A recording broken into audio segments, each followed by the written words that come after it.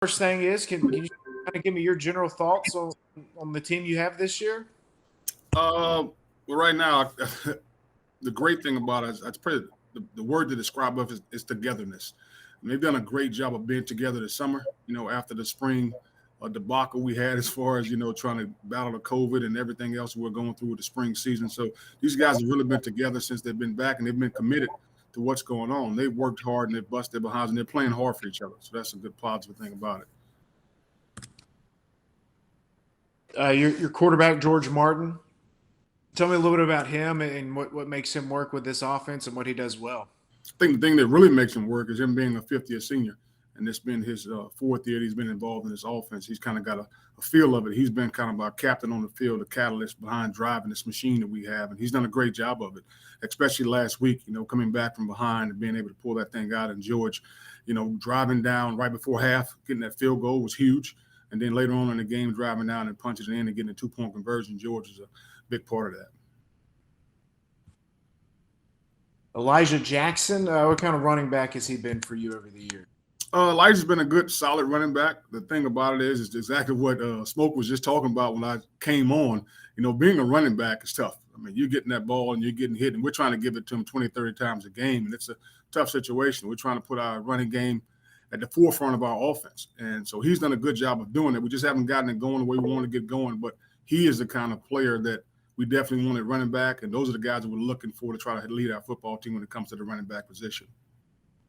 We're going to talk about the pick six by Lorenzo. Is it Eulin? Am I saying that right? Yeah, Lorenzo Eulin, yes. The thing about him is he's one of those guys. He was a redshirt freshman. That's what we'll call him. He's really a true freshman when you think about it, because when he played in the spring, he had just gotten here. So he was one of those guys that stepped in for us in the spring. Young guy, didn't know if he'd be here as far as the situation goes, didn't know if he'd be ready, should I say, because of the fact that he was a freshman. So with him coming in and still being young, we still have him for 4 more years. We're excited about having him. He's been one of our leaders on the defense, one of the silent leaders, not a really guy, not a big talkative guy, but he's one of those guys that just gets the job done and plays hard. Go ahead, Logan. Yeah, I joined a little bit late, so I do apologize if I'm repeating anything that I may have missed. But I'll let you know if I'm repeating. We're good. So I just wanted to ask, he brought up Elijah Jackson. Obviously, the past 2 games, we talked after the game this last Saturday about improving the run game for you guys. Is there anything that you guys have been doing differently this week, or is there anything that you guys look to do differently going into the game to try and get the run game going?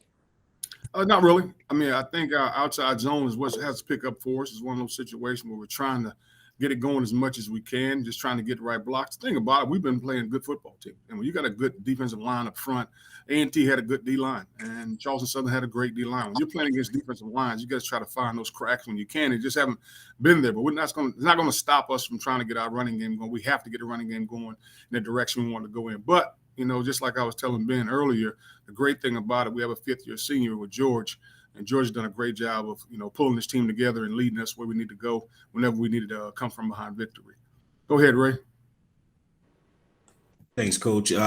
Last week during your press conference, you talked about wanting to execute on all 3 phases of the game. Tell us a little bit about that. I see that, you was able to make, plays both on the defense and offensively, and obviously on special teams. So tell us how you felt about their execution and how you can actually build upon that going into this week's game. Well, the great thing about offense is exactly what I was talking about with Ben earlier. The fact that George was able to drive it down right before the half and get that field goal was huge for us. And then later on, when he drove it down, we were able to punch it in and get the 2-point conversion. But also, I mean, you take a look at Nick Basiglia, who's one of our seniors. He hits 3 out of 4 field goals, which is huge for us. He does a great job there. We still got some other stuff that we want to get going as far as special teams going. We want our kickoff to get a little better. We want our punt team to get a little better. They've been kind of up and down on punt. We want to pick that up a little bit. So special teams is still trying to get going in the direction we want to get it going. But the great thing about it, unlike last week against A&T, it hurt us. And this week we're able to keep it balanced and able to play together, and things went well. And defensively, Coach Plungers really has those guys playing hard. It's like I talked about after the game. Great game plan against Charleston Southern. We're hoping to put another great game plan this weekend against another great football team. I know their record doesn't say it, but this team is good. Yeah, I saw that they had a significant amount of points put up on the board, competing every week out. I think maybe one time they didn't really score that much, but it seems like they do have some offensive power on the offensive side. They got offensive power and defensive power. You're talking about, again, we're facing another good defensive line, who's a very strong defensive line, and linebacker core that's really good. And we got there are a lot of talented players. They do a lot. They do a lot of different things, show a lot of different personnel, but what they do a great job of is playing hard. They play hard. They run to the ball. Like you said, they put up 34 points against A&T, and they came from behind. A&T was up, I think, 31-14 or something along those lines. The next thing you know, it's 34-31.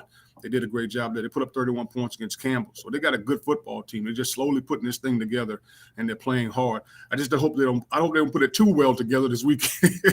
Because like I said, they are a good football team. Go ahead, Logan. Yeah, obviously last week we talked, you guys got your first win in the Big South. I know you like to preach the mentality of, each week, win, then focus on the next game, 24 hours, then focus on the next game.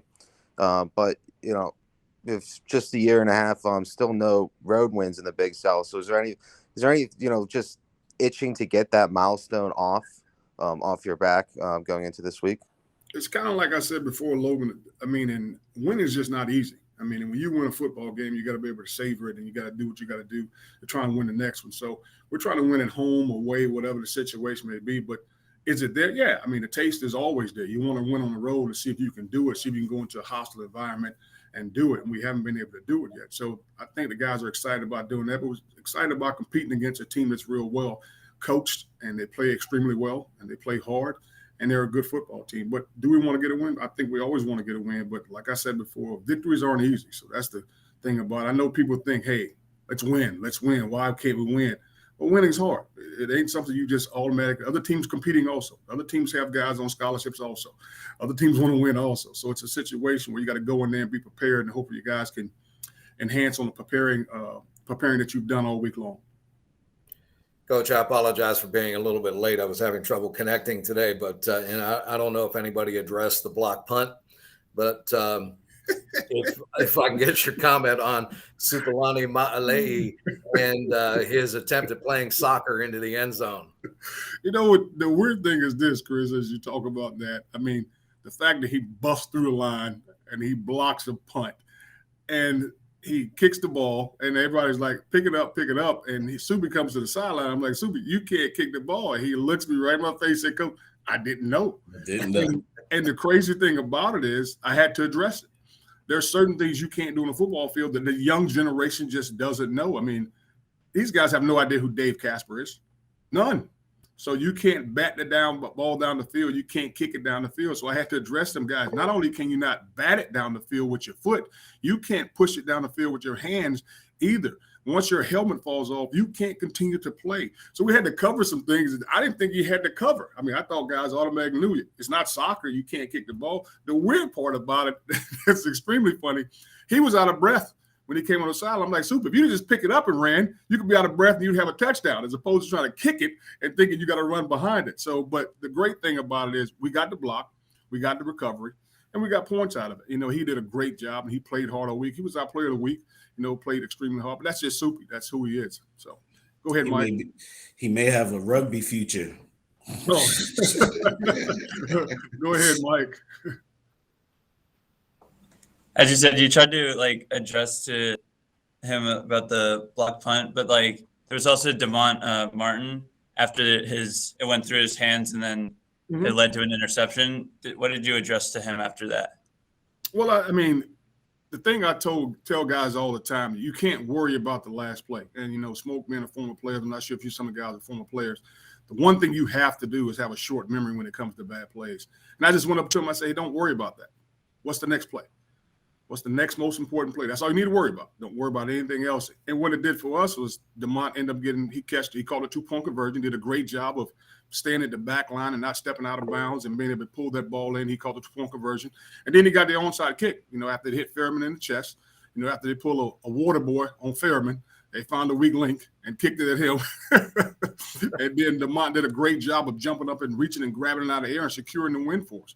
So it was one of those situations where you can't get down on a young man. You got to let him know that we're still going to rely on you. We'll still need to go back to you. So you got to make sure you have your mindset in the proper place. Go ahead, Logan. Yeah. So you talked about the blocked punt.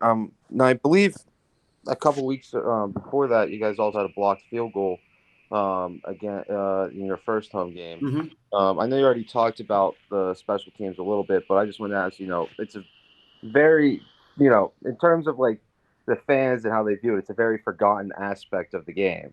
Mm-hmm. But how much of a difference maker can it be when you have a special teams that can make plays like that? Oh, it's absolutely huge. I mean, I played for a coach at the University of Miami. Some of you guys have heard of him, Jimmy Johnson. And the one thing that Coach Johnson preached more than anything was there's 3 phases to every game.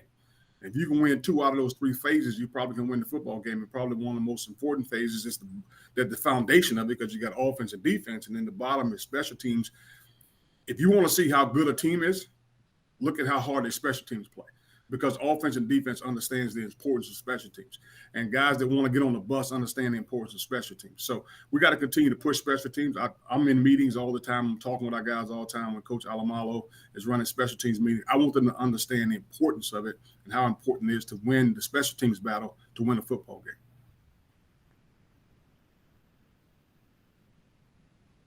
Coach, with that said, how much time do you spend at practice during the week on special teams? I mean, is there a certain allotment of time that you use?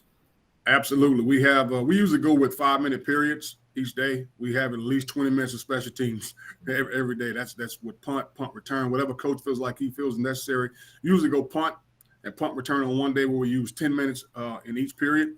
And then the next day we may go kickoff return. But we always, every day, we have 5 minutes for PAT field goal block. Again, so we're allotting at least 25 minutes for our special teams to make sure that we're on point with those things. Again, it goes back to helping our guys understand how important special teams are.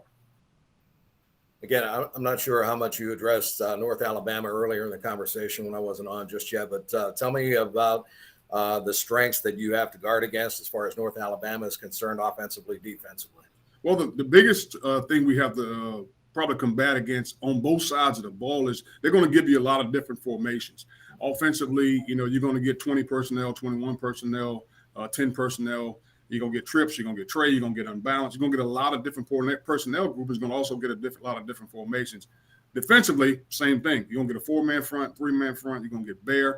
So you're constantly combating, what do we have to call here? So we're putting a lot more pressure on George.